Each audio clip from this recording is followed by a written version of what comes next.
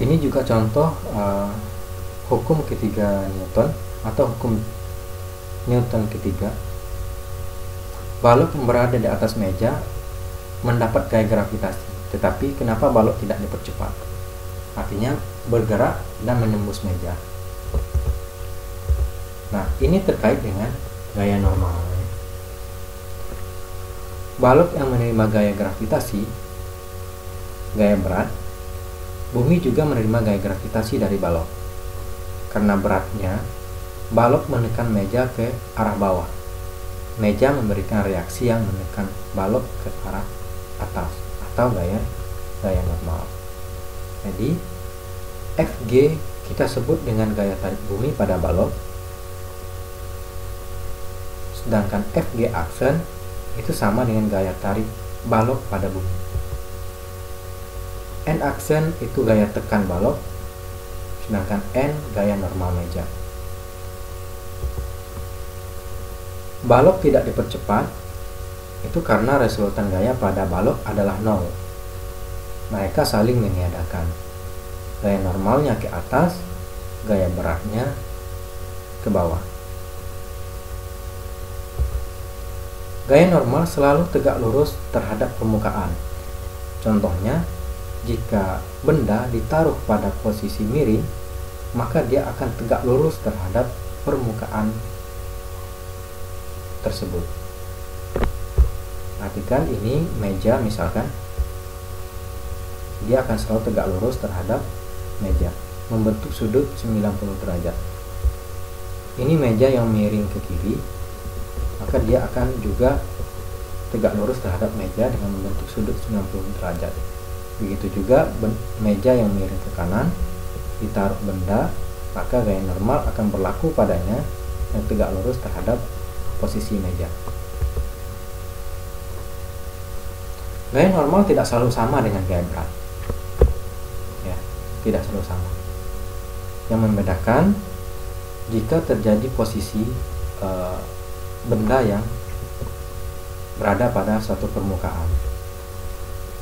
Kalau seperti ini, maka gaya normal sama dengan gaya berat. Ya, karena arahnya tegak lurus ke atas dan tegak lurus ke bawah. Gaya normal sama dengan mg.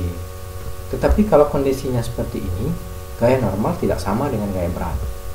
Gaya normal tegak lurus terhadap permukaan, sedangkan gaya berat selalu menuju ke pusat bumi. Maka komponen dari gaya berat itu kita tarik ke sumbu Y, maka akan menjadi W yang berada pada sumbu Y. Dengan demikian, gaya normal itu sama dengan mg kali cos theta.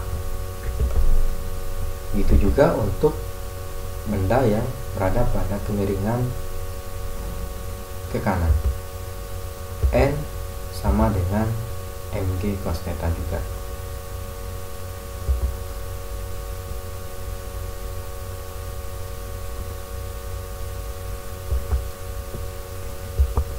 Nah, ini contoh kasus untuk gaya normal. Ini satu kotak, kita anggap ini kotak sepatu, maka gaya normalnya itu sama dengan gaya beratnya. Fn sama dengan mg. Tetapi pada gambar B,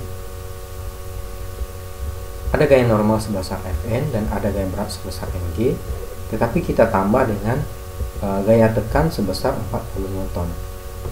Maka Fn itu akan sama dengan Fh ditambah dengan mg. Fh ini adalah gaya tekan oleh tangan. Min Fh ini karena gerakannya ke bawah menuju ke Y negatif, sedangkan Fn menuju ke Y positif. Begitu juga untuk gambar yang ketiga, yang untuk C, gaya Fn nya ke atas, gaya beratnya ke bawah, dan ada gaya tarikan ke atas sebesar 40 Newton. Min mg ditambah Fn ditambah dengan 40 Newton gaya tarik. Maka Fn sama dengan mg dikurang dengan 40 Newton.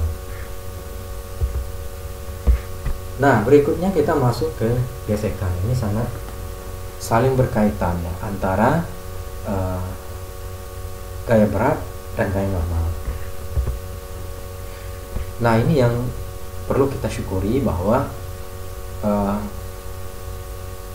kenapa kaki kita itu diciptakan oleh Allah Subhanahu wa Ta'ala itu dalam keadaan yang kasar. Kenapa? Kalau Allah ciptakan dalam keadaan yang lembut, tidak kasar, ya, maka kita akan selalu jatuh ketika sedang berjalan. Hal ini diaplikasikan kepada bentuk permukaan jalan, ya. Kemudian diaplikasikan kepada ban mobil dan juga kepada ini ban pedati, ya, ban pedati. Selalu dibuat kasar supaya tidak terjadi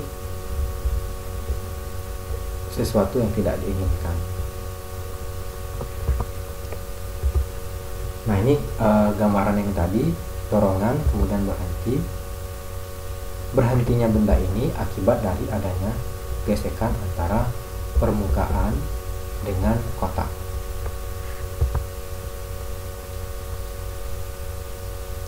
Gaya gesek yang terjadi antara dua permukaan yang sedang bergerak relatif itu kita sebut dengan gaya gesek kinetik, ya. Tapi gaya gesek yang terjadi ketika benda sebelum bergerak itu kita sebut dengan gaya gesek statis. Mekanisme dari gaya gesek ini seperti ini, ya. Walaupun bentuknya lurus, tapi kalau kita perbesar, di sini ada permukaan-permukaan yang tidak teratur, menyebabkan adanya gesekan antara kedua permukaan lantai dan permukaan benda yang ada di atasnya.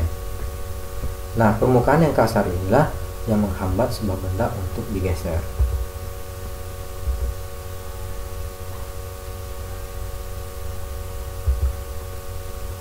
Nah, ini seseorang menarik peti yang cukup besar dengan suatu gaya F, tetapi peti tetap saja diam, kecepatannya 0. Dengan artian gaya total pada peti adalah 0. Artinya gaya sebesar F itu tidak mampu menggerakkan peti karena gaya gesekannya lebih besar dibandingkan gaya F.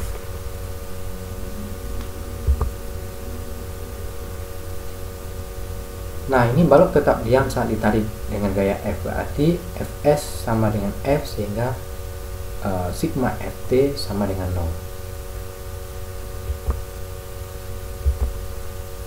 Nah, ketika gaya diperbesar, ya, tetapi benda juga tetap diam, ya, maka sigma Ft juga sama dengan 0, ya. Nah, ketika gaya ditambah, ya, besar gaya ditambah, benda kemudian bergerak dengan kecepatan tertentu, maka sigma Ft tidak lagi sama dengan 0. Jadi Fs ada nilai maksimumnya, ya. Jadi gaya gesekan statis itu memiliki nilai maksimum, ya, nilai maksimum. Ketika dia sudah mencapai nilai maksimum, maka Fs tidak akan kita gunakan kembali. Nah, ini hubungan antara gaya penggerak benda dengan gaya gesekan. Ini grafiknya. Ketika gaya kita perbesar, maka daerah gaya statik, ya, juga akan cenderung membesar, hingga akhirnya dia berada pada kondisi maksimal, ya. Pada saat ini benda berada pada keadaan tepat akan bergerak. Ulangi, ketika benda sudah berada pada Fs maksimal, maka benda tepat akan bergerak. Ketika dia sudah bergerak, maka ini kita sebut dengan daerah kinetik. Maka gaya gesek yang berlaku di sini adalah gaya gesek kinetis. Kemana arah gaya gesek?